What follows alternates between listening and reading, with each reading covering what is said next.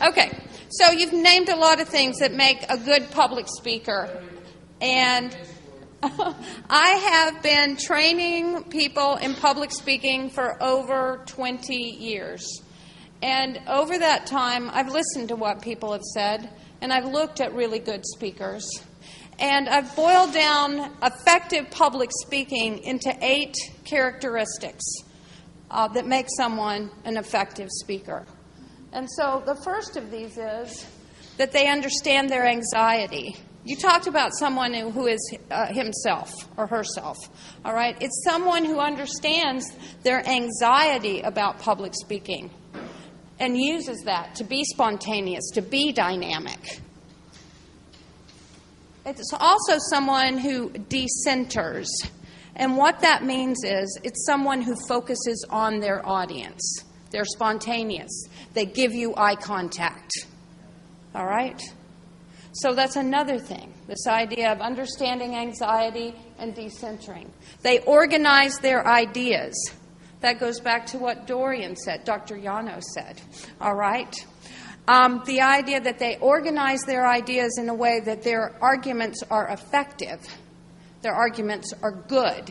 You don't leave the speech going, what the heck was that person talking about? So they organize their ideas. They gain and keep attention. So part of public speaking is this idea that people want to listen to you. They want to listen to you. You gain their attention and you keep their attention. You do that through the stories you tell, the way you present your body, the way that you change your voice, all of those. Yeah. Makes a difference. Yes. We don't want to listen to some. Yes. Make people listen to you. All right. So, gain and keep attention. They know how and when to quit. This is a very important skill of public speaking. Knowing what? Okay. When to quit. Yes. Have you ever listened to someone give a presentation for days? Yes. They go on and on and on. Or someone says, in closing, and then they speak for another 2 hours. It's infuriating. It just makes me crazy. If you're going to quit, quit. I already said I wouldn't keep you longer than half an hour. I'm here to tell you, all of you will be looking at your watch in a half an hour. And if I go over that half an hour, it doesn't matter what I've done. I have not been effective. They flow from one idea to another, which goes back to this idea of organizing ideas. Good public speaking, this one thing you get out of today, good public speaking is telling people what you're going to tell them, telling them, and then telling them what you told them. They support their ideas. They support their ideas with data from other people. They support their ideas with research. They support their ideas in keeping current with what other people are saying about a particular issue. You can't simply assert, well, I know everything. What is your data to back that up? And last but not least, and a lot of you talked about this, they have a presence. They have a presence in front of a group. They make you want to listen to them because of the way they speak. Because of the way they speak. And so those are the characteristics of effective public speakers. All right? Those are the 8 characteristics of effective public speakers. What I had planned to do is to go over 3 of those. Understanding your anxiety, decentering, and having a presence. I think that's way too much to do in the 30 minutes we have together. So I'm going to ask you which one of those topics you want to cover. Which one of those 3 topics do you want to cover? We have understanding anxiety. Yes, the first one? And the last one. The last one? Okay. And having a presence. Okay? What? And decentering. You want to take a vote? Is this a democracy?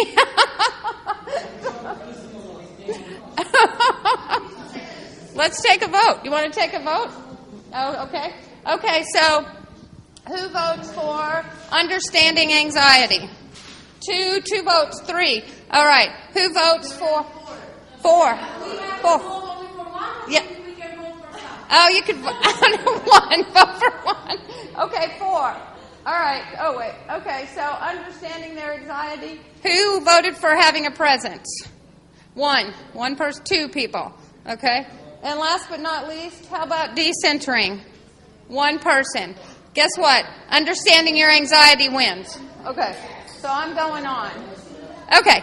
What causes it? Why are people afraid of public speaking? I'm asking you. What? Yeah, what causes anxiety in public speaking? Yes. Yes. Okay. 1, and so it's the thought of speaking in front of a large group of people can be incredibly scary to us. All right? And it's mainly because what happened? The usual obedience to tradition. The lights have gone offline.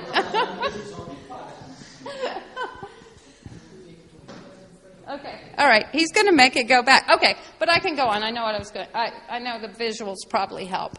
But what causes it is what you said. One of the reasons why we're afraid of public speaking is because we don't do it all the time. And so we separate it from other types of speaking. You know, you can go and talk to your friends in the cafeteria, and you're not anxious about that, are you? No. You can maybe speak out in class because it's something we're used to. But we're anxious about public speaking because it's something we don't do all the time. That's one reason. The other reason is we may have had a bad experience.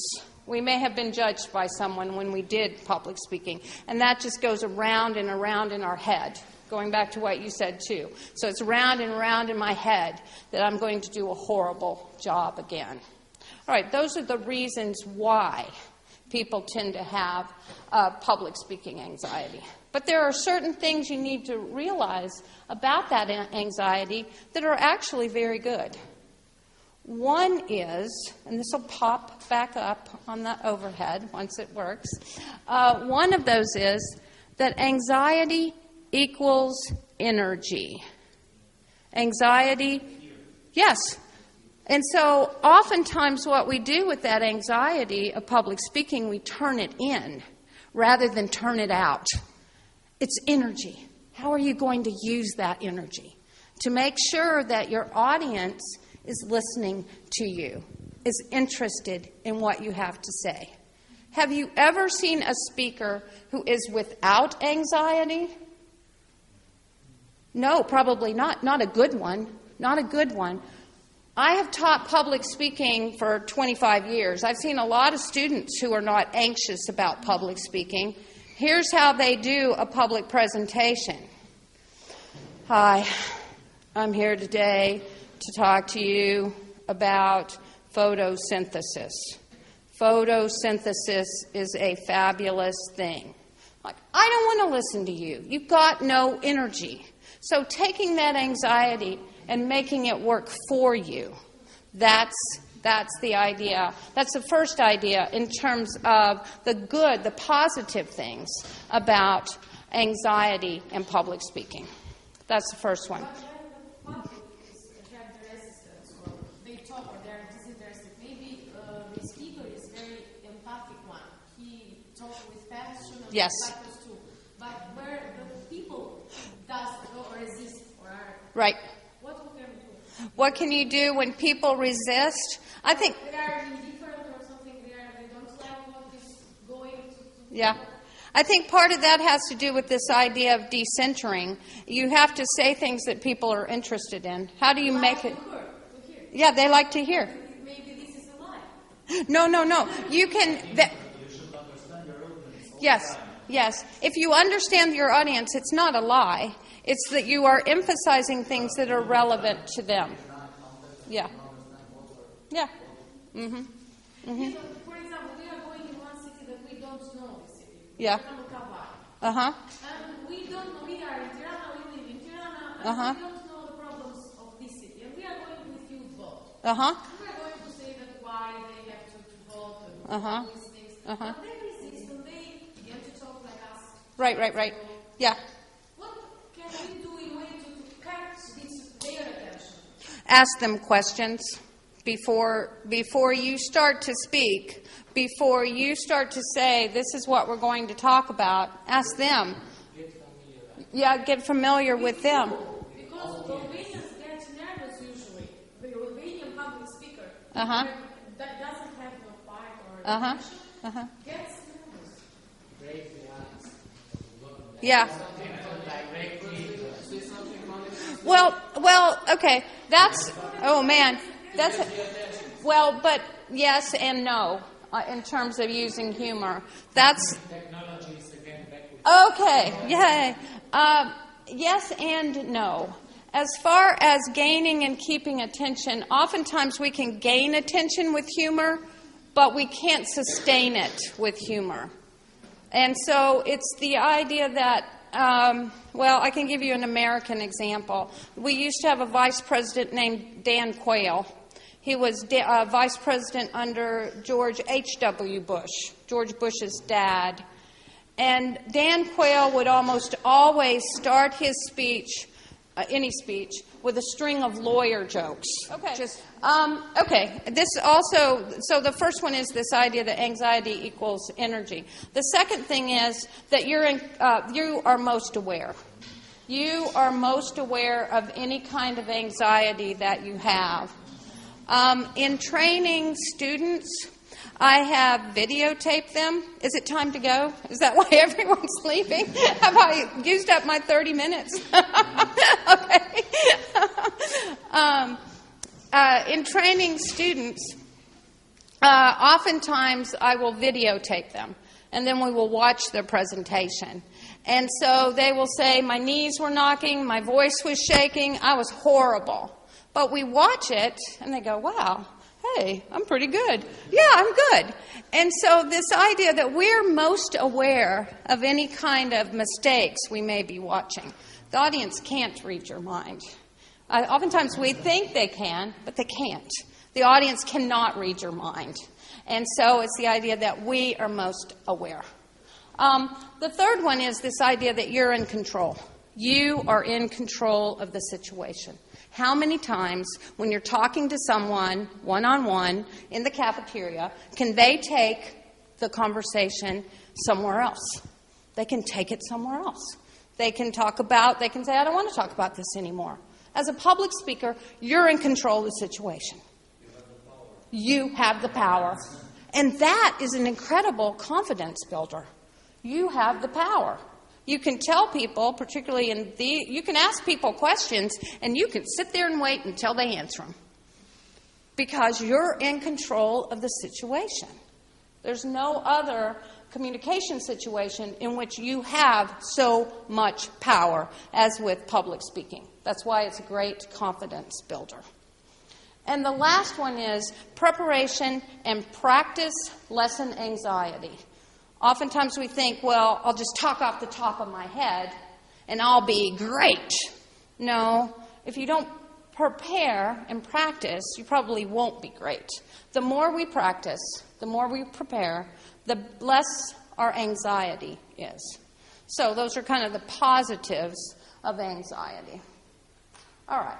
So dealing with public speaking anxiety, and this will be the last thing I talk about. That's my knowing when to quit thing. One is to visualize. So you visualize yourself doing a great job. You stand in front of your mirror, you close your eyes and go, look at me, I'm great. I'm a fabulous public speaker. You visualize. You practice. You practice, you practice, you practice. When you stand in front of that stage, give that presentation on why people should vote, it shouldn't be the first time you've given that presentation. As you do this, as you go around the country and do this, you'll be better and better and better. But the first time you do it, you should practice at home. Practice with your friends. Practice to your dog. Practice to your cat. Practice with your little brother. Practice with your partner. Practice, practice, practice. Because the more you practice, the less your anxiety will be. As you speak. Huh? Breathe. The one thing to do is to breathe. This is another thing. This often happens to people, and I've seen this, and this happens to me too. But don't start as soon as you're introduced. Oftentimes, that will cause you a lot of anxiety. I'm going to move now, Mr. Cameraman. Okay, so let's say you're on a panel or something. You're sitting here, and then they say, okay, now it's Juliet's turn to vote, time to talk. And so she gathers up all her papers, she gets all her stuff, she runs up here. Hi, today it's a, oh my gosh. It's a whole different orientation from sitting down, waiting to speak, and speaking. So remember, you're in charge of the situation, all right? Another thing, move and breathe and move, is to move. Oftentimes, a speaker, you've probably seen speakers do this too. This is my least favorite thing. You have a speaker who will do this, and the whole time they're speaking, they're like this. For one thing, if this is being videotaped, this looks horrible on media. It looks absolutely awful because it looks like you're like hunched over, getting ready to pounce on people, which you don't want to do. So the idea is not to stand in one space. Don't hang on to the podium.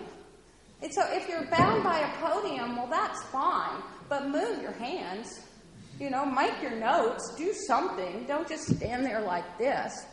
The other thing I've seen people do, this also looks horrible on television, by the way, is to put their hands behind their back. And then they're just there like this, and their shoulders are getting tight, and it looks like they have no arms on TV. Absolutely. I mean, they're just, because all their movement is behind their, wait until, if he's videotaping this, I'll look weird. I look weird anyway, but I'll look really weird with my hands behind my back. So the idea is to move. You have to move. Don't move too much. And you don't want, yes, when I say move, purposeful movement, not this. You've probably seen people do this, right, as they speak, or this. Have you seen people do that as they speak? And so they're doing that. I've seen a lot of women do this. I don't know. It's like they're practicing yoga. So they're like, you're going to fall over. Put your feet on the ground. Okay. So movement, but purposeful movement. All right. And then the very last thing about controlling anxiety, going back to what Juliet said, is to remember this is me. This is who I am. If you talk to me one-on-one, I'm not going to be much different than I am standing in front of you right now. In my culture, probably the best public speaker, contemporary public speaker, is Martin Luther King. I mean, he's dead now. He died in 1963. But he is considered one of the best rhetoricians in American history. But you know what? I can get in front of a group. I don't turn into Martin Luther King. I'm still Christy Standerfer. And so that idea of realizing this is me, this is honestly me, and then working with those skills you have, the talent you have, will help you to be an effective public speaker and to help you to lessen your anxiety. And that's where I'm going to quit today because I think I have used up my time with you. So thank you so much.